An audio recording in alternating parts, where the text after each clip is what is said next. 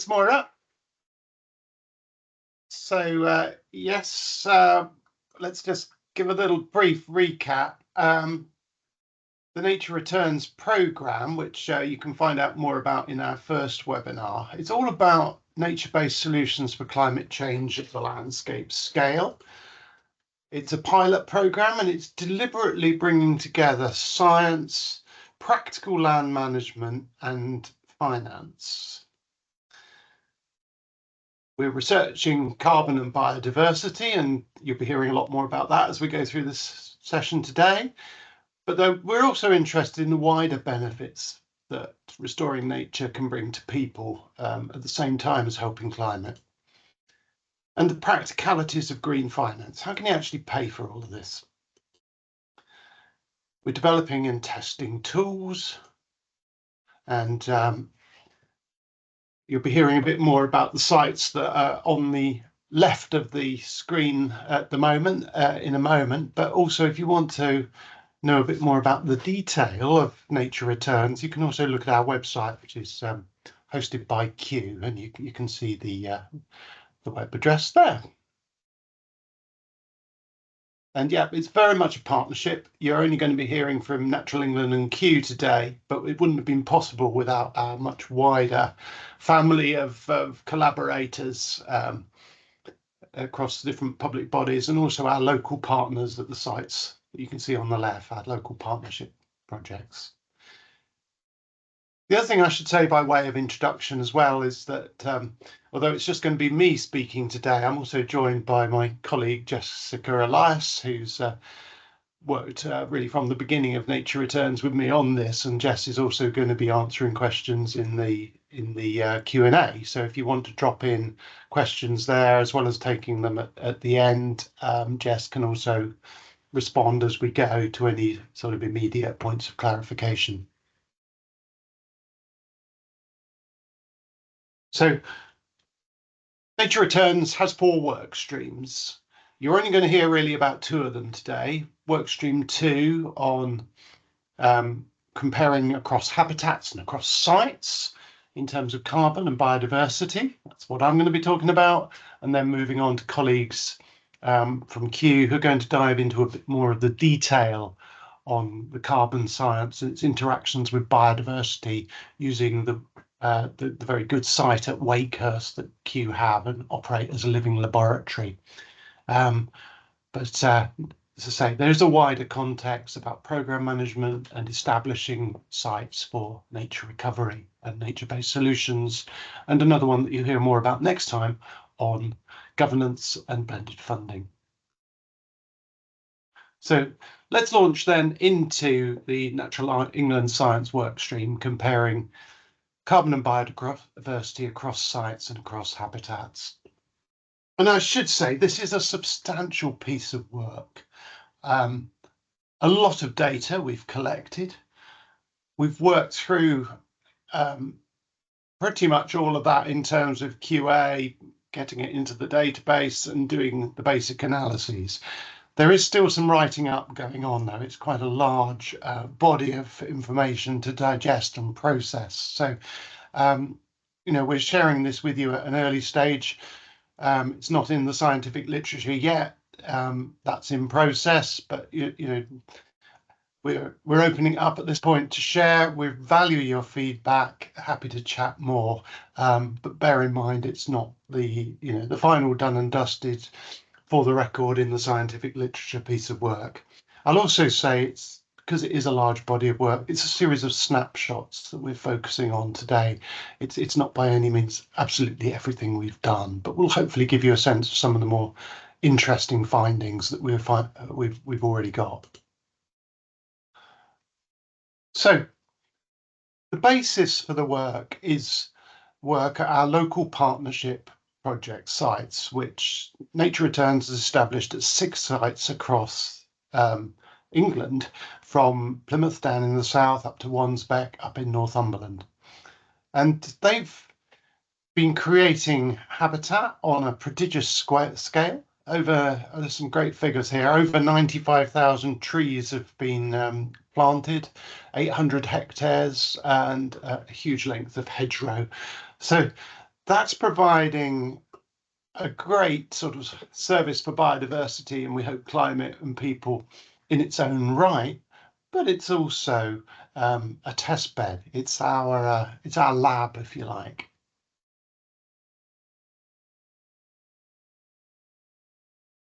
So the gist of Workstream 2 is all about learning by doing. The whole project's about learning by doing, but it's about making comparisons today between different habitats and different sites, but also setting baselines for the future.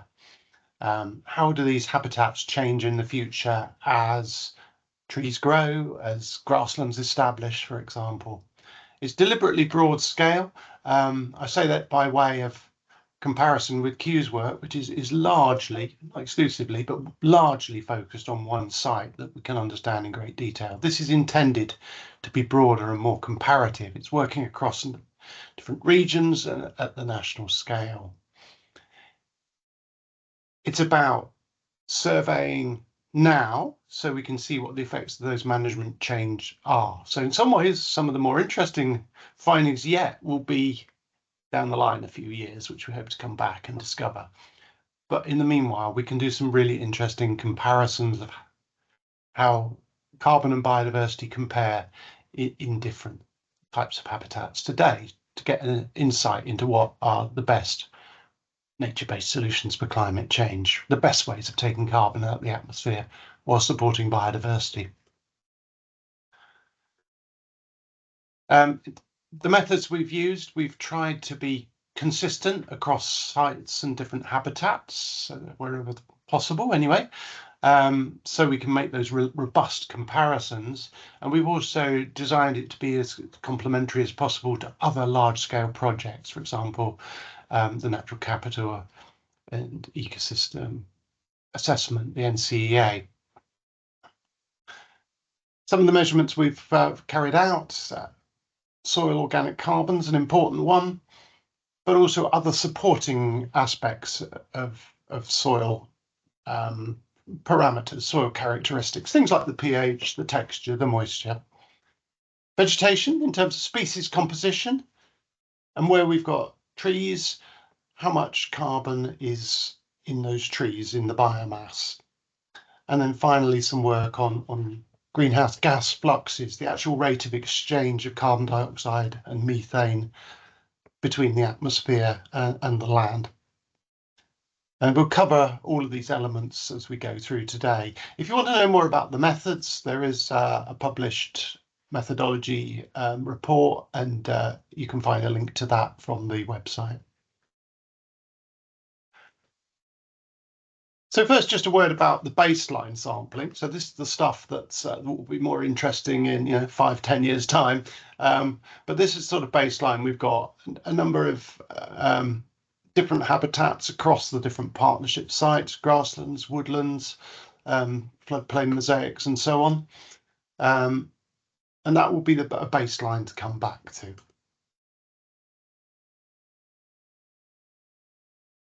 We haven't just worked at the pilot sites, the partnership sites, though. We've also looked at a series of sites where habitat restoration and creation have been carried out at various intervals in the past, particularly from the point of view of understanding more about semi-natural grasslands, species-rich grasslands. So because we're impatient and we don't necessarily want to wait 5, 10, 20, 30, 50, 100 years to see how carbon and biodiversity change in our partnership sites, we want to go back and look at grasslands of different age, 5, 10, 15, 20, 100 years old, whatever. And that's to ask a number of questions. How does the vegetation change with age? Do carbon stocks increase with grassland age? There's a lot of interest in grasslands as potential ways of taking carbon out of the atmosphere and store it. But how does it really stack up? And what are the drivers that influence that change in soil carbon stock in grasslands? And you can see the different sites we've got there. Again, across England, different series, but different range of locations where we know with a good deal of certainty when grasslands were created at different points in the past, so we can quantify that. So it's what's known as a chronosequence approach. And we do find that the plant community changes over time, not so much in terms of the overall number of species, the overall diversity, that doesn't change greatly. But one particular change you see is an increase in the number of what are sometimes called stress tolerant species, as opposed to ruderal species. Ruderal species are sort of weedy things that colonize gaps. They're common on disturbed land.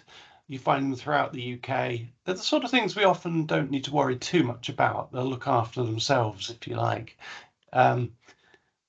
Stress tolerant species, they're very good at hanging on in a place, but they're not very good at colonizing places. They grow quite slowly, and it takes time for them to establish. And in grasslands, those are the ones that are of most conservation value. And when we look across the 5 chronosequence sites, we can see that there's a shift from those weedy species, the ruderals, over to that more stress tolerant, more conservation valuable communities over time. So that's what we would expect from previous knowledge. It just shows that our sites are following that pattern. But it's worth saying it can take 100 years or more to establish the community that's typical of an old grassland. But what's going on with carbon? Well, we found that you could identify correlations between the carbon, the organic carbon in the soil, with the age of the grasslands. And that was reassuring, because that was our hypothesis, I guess, that we were testing whether carbon stocks increase with grassland age. But it was also affected by mean annual rainfall and the percentage volume of clay within the soil. So there's a lot of site variation on top of that age signal. We did, however, find carbon stocks increased with age at 4 of the sites out of 5 in a significant way. And if you look at the graphs on the left, each graph represents a different site. The red lines and dots indicate soil from 0 to 15 centimetres of depth, and then the blue lines and dots, they're carbon from a lower depth, 15 to 30 centimetres. And whether the lines are solid lines, then they're a significant relationship. Where they're dotted, then it's not a significant relationship. But you can see 4 of them, at least in the top layers of soil, the top 15 centimetres of soil, there was a significant increase over time. One of them didn't show that, but 4 out of 5 did. But it's a curved line. The rate at which carbon increases in the soil with age, the site declines over time. So there's some figures there, but you can see the highest rates of uptake of carbon or increasing carbon stock is in the first 10 years, and then it sort of tails off after that.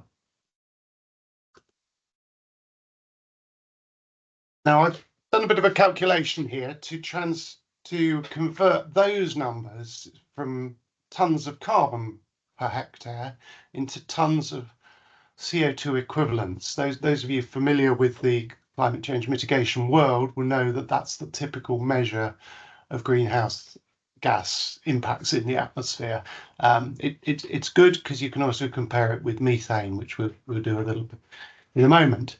But you can see, you can get the values of carbon sequestration on average across all the sites in terms of CO2 equivalents over the different time intervals. So 6.2 tonnes of CO2 equivalents taken up into the soil over the first 10 years on average, dropping down to 10 tonnes of CO2 equivalents per hectare per year between 10 and 25 years, and then 25 to 100 years it decreases again to about 0.8 tonnes of carbon dioxide equivalents per hectare per year. So still a a net uptake of carbon from the atmosphere, a net sequestration and storage, which is all to the good from a climate change point of view. But how do we put that in context? And one important thing we need to look at in a conservation grassland is how it compares with the impacts of greenhouse gas emissions from ruminants grazing most of our grasslands, cattle and sheep. And in Natural England, we had a piece of work done with ADAS a couple of years ago, which looks at that in a particular context of conservation grazing. And an average sort of number would be about 0.4 tons of CO2 equivalent per hectare per year. So that's not a large element compared to the creation of a new grassland, but it does start to become quite important as the grassland gets older, suggesting we do need to think carefully about the management of cattle and sheep numbers when we're thinking about the value of a grassland as a nature-based solution. It's also worth comparing it with woodlands and a native mixed broadleaf woodland. So, a woodland of conservation value more than as a production forestry system does have rather more carbon accumulating in it. So the average rate over the first 30 years is something like 14 tons of CO2 per hectare per year. And over the whole of a 100-year period, it's still something like 7 tons of CO2 equivalent per hectare per year. Those are typical values. You can look them up in our carbon storage and sequestration by habitat report, Greg et al. There's a lot of variation around that in different places. It can be a lot higher, it can be a lot lower, but nevertheless, on average, it does appear to be rather more than the situation with the grasslands. So what does all this mean in terms of the application of this study? Well, it's important to say old grasslands do have that distinctive and important plant community. They are valuable and important for conservation. And they can sequester significant amounts of carbon over time. The biggest impact on carbon occurs at the start in the first few years, but the conservation value increases over many decades. The carbon storage and sequestration are lower than they would be in a new native woodland, and you also need to take into account methane emissions. I would want to caveat all this by saying, though, that we did find there was a lot of site-to-site variation, which would warrant further study. Okay, so that was one of my snapshots. I've got two more, but they're a little shorter than that one. But we've also done some work directly comparing woodlands and grasslands, and we've looked at pairs of woodlands and grasslands. So on the same sites, similar age, same soil type. So there's an example there on your right of our site on Exmoor, grassland, right next door to a woodland. For this comparison, we've had 6 contrasting sites. 4 of them are on the Nature Returns local partnership sites, and 2 of them came from the corona sequence sites. We didn't use a corona sequence approach here. We simply looked to compare well-established grasslands and woodlands of about the same age. But those were the sites we were using. And what did we find? Now, this is quite a busy slide, which I'm going to build up quickly. Essentially, though, the blue bars, the blue boxes, and dots represent woodland, whereas the green represents grassland. So there's 2 different depths. The higher graph here is 0 to 15 centimeters depth. The higher, closer to the surface, 15 to 30 centimeters is the lower graph, so slightly deeper. They're not on the same scale. There is more carbon in the top 15 centimeters of soil, but you wouldn't be able to really pick out the distinctions. To cut a long story short, there is site-to-site variation, but there isn't a massive difference between grassland and woodland. In some cases, woodland is a little bit higher than grassland, actually. But if we're talking about carbon in the round, then the carbon in the trees is what sets apart a woodland from a grassland, obviously. So we've also calculated the amount of carbon in the trees by measuring tree diameter and height, a classic way of measuring woodland timber volume and mass that can be converted to carbon. And you can see this is on the same scale as the carbon in the higher horizons of soil. So bottom line, once you take into account the carbon that's actually in the woodland, in the tree, then it is substantially more than in the grassland, as we'd expect from the previous piece of work. So what's the application of this then?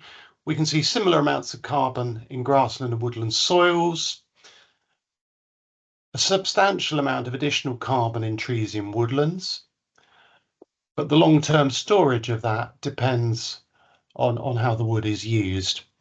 So creating native broadleaf woodland will normally have a greater climate change mitigation potential than grassland. But there is scope to increase the amount of carbon in grassland systems by including more trees within them. So, for example, wood pasture, scrub mosaics and hedgerows. And that's something that really came out clearly from our work with the local partnerships. These are the sort of habitats that people are keen and find easy to create in many locations. Right, I'm just going to quickly rattle through the last piece of work because time's getting on. We've also done work actually looking at gas fluxes, the exchange of gases, both carbon dioxide and methane, using chamber measurements. And we particularly focused on grasslands and floodplain mosaics here. And we've looked throughout the season.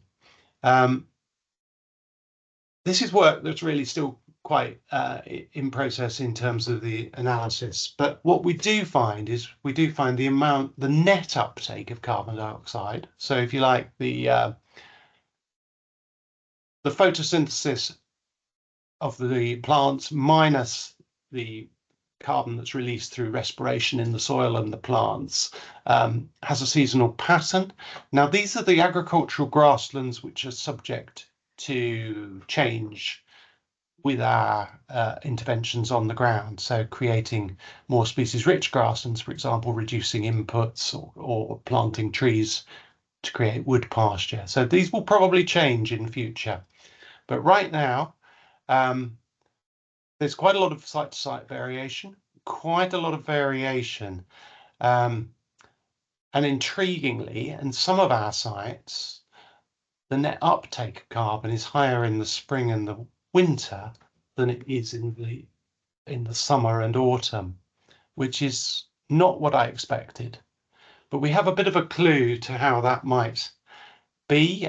We've also measured soil respiration. Essentially, we use a different chamber for measuring gas exchange, one that doesn't let the light in, and so that just records gas flux without respiration, without photosynthesis.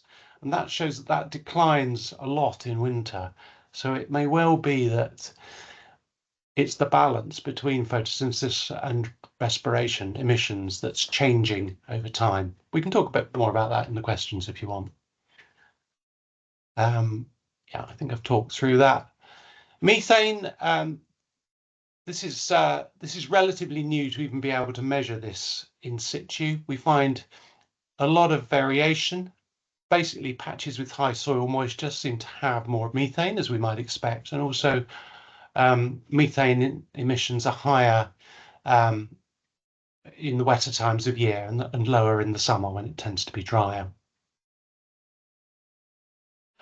We're also doing a number of other pieces of work which I haven't had time to talk about today, including with Q, and Justin's going to come on and talk about that in a moment. So just a few reflections to conclude.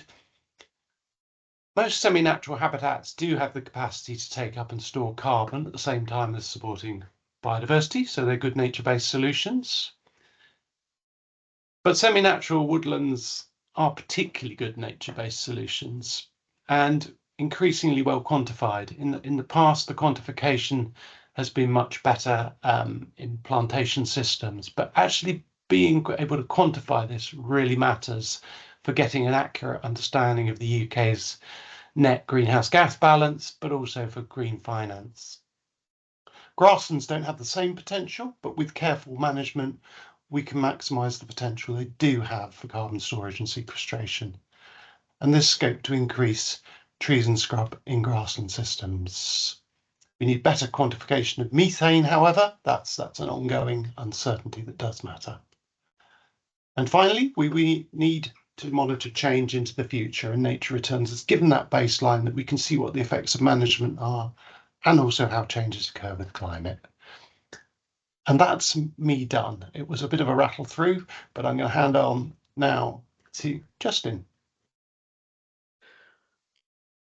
Thanks, Mike. Yep, just to give you an overview of some of our work. So I'm Dr. Justin Motor, Senior Research Leader in Spatial Analyst here at Kew.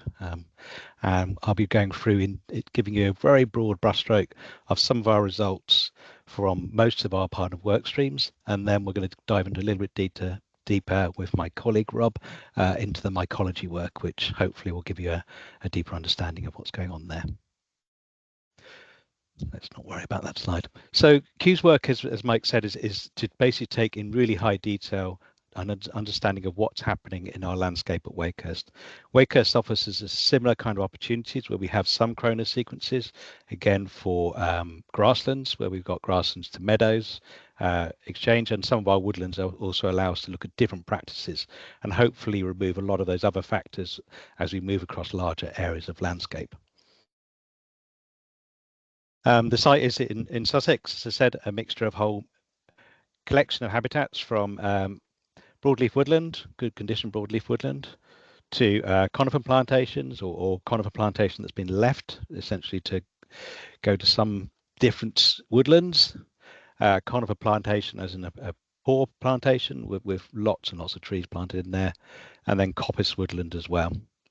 And then finally, our kind of meadows and grasslands. Not a particularly good photograph of our meadows, but they can vary from meadows that have been planted or encouraged to sort of come in the last 20 years to ancient meadows, which gives us a good idea of what's happening in that sequence.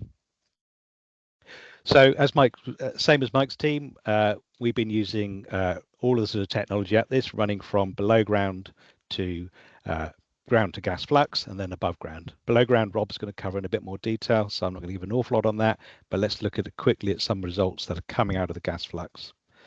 The advantage we have, because we have a long-term site, is that every single site we've got, our four main habitats, we can put a suite of gas flux measurers in there that are continually measuring every half an hour, picking up what's happening, all the changes of the diurnal changes and the seasonal changes, and then compare that to sort of the climatic data. Now we're only just starting to plow for this data. It is a huge amount of information, but it's starting to pick up some really interesting results. So just the sort of top end results, again, not overly surprising. Carbon stocks change between ecosystems. This is in the soils. So as we're kind of expecting, we would see different carbon stocks in different soils and different ecosystems. But here we were actually looking, because we have this sequence across our carbon stocks in the soils, but also the fungal biomass, which Rob will come into a little bit more detail, and then looking at the respiration due to the gas flux. And the interesting part here is that all of these are changing through our seasons, which brings up quite a few questions of how do we actually measure this and what sort of changes will they actually record. So the key message there, and a lot of this is pretty simple, but we're bringing that evidence to bear, is that healthy, diverse soils store more carbon, that the processes driving our soils and gains are complex, as again we expect. Unfortunately, they're getting more and more complex. We're finding more and more details in there. There are enhancing soil biodiversity should offer us a win-win. So actually looking at the soil biodiversity is likely to be a better win than possibly looking at above ground. Timing of your surveys and replication is incredibly important, especially as we're accounting for our carbon. And then, of course, more investments needed for the monitoring. Then looking above ground, we're doing an awful lot of work looking at the above ground algorithms and comparing the sort of allometrics we might use in a lot of our calculations to hopefully what is something a bit closer to the real values for some of our larger trees, etc. So here again, we're looking at the above ground carbon for these net targets. I think I've already explained this, so let's not worry about it. We'll move on to the next one. I think the only difference here is that we're looking at also at scrublands and hedgerows as well. So again, within the same plot system and the same ecosystems, we've also been collecting drone data and LiDAR data. LiDAR gives us a really high resolution 3D image of all of the trees within those environments. And here's a kind of a virtual stack of all our trees from the biggest carbon store to our, well, actually to our medium carbon store. The very small stuff is way off the chart. So these will be a good 5,000 trees or so sitting in here. On the color wise, the yellow ones are our coppice woodland, and most of these trees are turning up from the coppice woodland because they're sitting at the edge of that woodland, or they've been left to actually grow into larger trees, mainly the oaks, etc. The green ones represent our broadleaf woodland, and then the blue is the conifer. The reason there's one blue tree there is actually that's not a conifer, that is a rogue beech tree, of which was left for quite some time and actually grown to a big tree. But it allows us to start taking that forest apart and working at which parts of the ecosystem are working and which ones are not absorbing as much carbon. These charts are tricky to work with, but I'll give you the simple explanation. Essentially, if you look at the kind of the angle, how sharp they're going up, it tells us that essentially that the larger trees are giving us a larger proportion of the carbon. So if you look at the ancient woodland, then the larger trees are giving us a large percentage, so almost 10% of the trees are giving us almost 80% of our carbon in that landscape. That increases even more with the hazel coppice versus the conifer plantation. So the big old trees, again, not only unexpected, but it's actually really high, are giving us most of that carbon in the landscape. The key message is that the LiDAR allows us to look at all that variance within the trees and the tree structure. It allows us to see that actually in the environments we're looking at, that the disproportionate amount of above ground carbon is sitting in our very large trees. And that would give us some indication that loss of those trees is going to cause significant reductions in carbon and above ground carbon. But also we need to look towards the future. We actually have very few smaller or medium-sized trees coming into these landscapes. So we need to really think about what's going to replace those larger trees as we carry on into the next 10, 15, 20 years. We've also been looking at, in very high detail, at carbon in hedgerows and scrub with Natural England as well. One of my colleagues. I'm not going to go into a huge amount of detail, but just to get you some idea of what equipment we're using there, we're using different equipment. So we're actually using laser scanning again, but this time we're using mobile laser scanning or relatively cheap scanning. You can get similar technologies on iPhones, etc. So the potential for this is for the future measurements of hedgerows, of which using linear or how long a hedgerow is not a particularly good estimator of how much carbon sitting in that hedgerow, and also not a good estimate of all the other ecosystems the hedgerows might be giving you. So these simple charts here, quite difficult to deal with, but if we look on the right hand one, you can see there's quite a lot of variation in there. So this is actually some destructive sampling we used on the hedgerows, and we compared things like hedge height on the right, and then on the left, hedge volume derived from the LiDAR using what we call voxels, and these are three-dimensional pixels. And hopefully you can see that the volume metrics are actually giving us a much tighter estimate of how much biomass is actually sitting in those hedgerows. So the future for that potential technology to actually get a better indication for hedgerows, and we're also getting some similar results coming out for scrub as well. So these sort of two missing parts of the ecosystem, of which are not well measured, hopefully we can now handle. And then we've been working with the data and the tools that we produce to hopefully allow us to make better decisions. How do we actually take this data and show the variation and show the quality to the decision makers so they can actually make correct decisions? We've been working with Sussex University with their system Llama with lots of M's in it. And this allows us to actually integrate multiple models. So in the case here, top left, we have a model based on habitat. And as we work through this kind of cyclical here, we look at different models based on, in this case, feature height, tree height, etc., with hedgerows involved. And this allows us to see the changes, decision-making changes that you might make on the assumptions of what your data is telling you. And just at a simple level, it allows us to combine most of our data together. So on the left, we have our above ground carbon. So that's every single tree, which we've then taken the LiDAR data and extrapolated to tree height and canopy width. Then we have the below ground data, which is extrapolated largely to habitats and our sampling as well, and then combine the two together to allow us to see our full carbon across the Wakehurst landscape. So thanks for listening to that. I'm going to pass you over to Rob, who will then take you through some details on below ground work.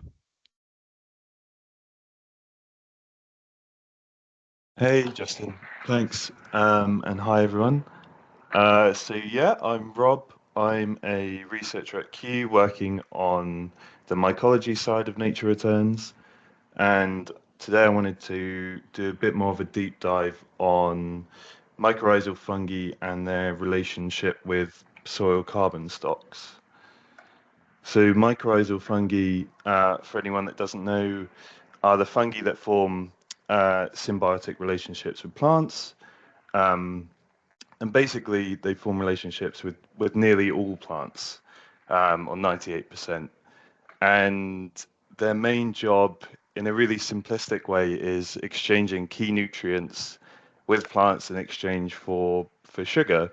And they're almost the gatekeepers of carbon when it goes from photosynthesis in leaves through the plant into the soil. It goes through the mycorrhizal fungi. And that's really important because ectomycorrhizas, which are the ones which form relationships with trees predominantly, are really important for long-term carbon storage. And that's been shown in loads of big studies that have come out really recently. But the main thing about them all is that they all tend to be global. So nothing's been done at landscape scale where most of this ecology actually happens. So that was our aim with this project. We wanted to look at which aspects of mycorrhizal communities can help us predict higher carbon stocks. So is it the composition of species we find there? Is it how many species we find there, or the diversity? Or is it really about just the sheer number of fungi that we find? And then again, just to reiterate, doing this at scales which are still relevant for land management decision making. And a secondary aim, which was just as important, was trying to think about how we can use these methods at larger scales, so extending beyond Wakehurst. So looking at how we measure fungi in the soil, and then can we create reproducible pipelines so that we can do this, we can standardize it at scale for these kind of national monitoring schemes. So we went out into Wakehurst, and as Justin said, we've collected tons of data. For this project, we had nearly 250 woodland plots across 4 woodland types, including the conifer and broadleaf sites that Justin mentioned. We went out on 6 different occasions across a couple of weeks each time to collect data. We collected things like soil chemistry, really in-depth aerial imagery, so things like topography and canopy height models. We also have, as Justin mentioned, this ground LiDAR, so we have really good estimates of vegetation biomass, particularly tree biomass. And we combine that with really in-depth information on the mycorrhizal communities. So we went out and looked at over 5,000 individual roots under microscopes to really pinpoint the healthy and active fungi. So this is a bit of a change from, for instance, eDNA, where you just kind of, you dig a hole, take a bag of soil, and you might capture things which are dead or dormant spores which have just blown in on the wind. So we're going one step beyond and actually looking at the healthy, active fungi living in and amongst the roots. And when we take all this data, a really cool thing is we can map it in this kind of virtual space, which is what you can see on the right, where each point represents a individual woodland plot. And basically, it represents a community within that plot. So points closer together will have more similar species. And what we see straight away is that the broad habitat types or broad woodland types tend to cluster together. So on the left, we have the conifer sites, and on the right, we have the broadleaf sites, and they tend to also mix a bit in the middle. And we can overlay environmental variables on top, which is what these arrows represent. And the main takeaway from this figure is that carbon stocks, this dark black arrow, is significantly correlated with mycorrhizal composition. And if we focus on the end of this arrow where the carbon stocks are typically highest, this tends to be where there's an overlap between these different broad habitats. So everything apart from the spruce plantation has this overlap of high carbon stocks. And that suggests that there's something shared between these communities, between all these points close together. For instance, maybe species that is shared across the different woodlands, but all related to significantly higher carbon. So we then took that information and thought, can we use community information to then predict carbon and actually come up with some kind of numbers, something that's useful? And we added into our model loads of things like soil chemistry, topography, and biomass, basically to control for that, and then ask, can the fungi explain anything?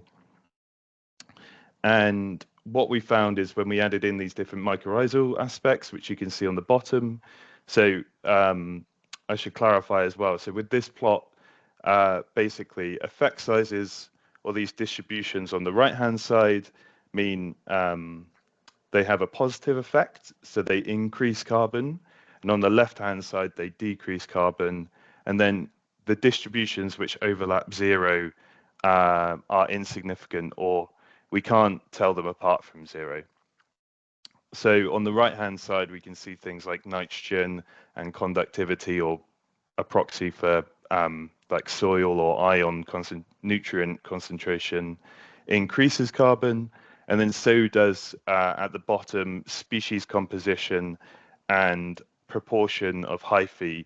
And hyphae is an external structure on fungi which they use for accessing nutrients.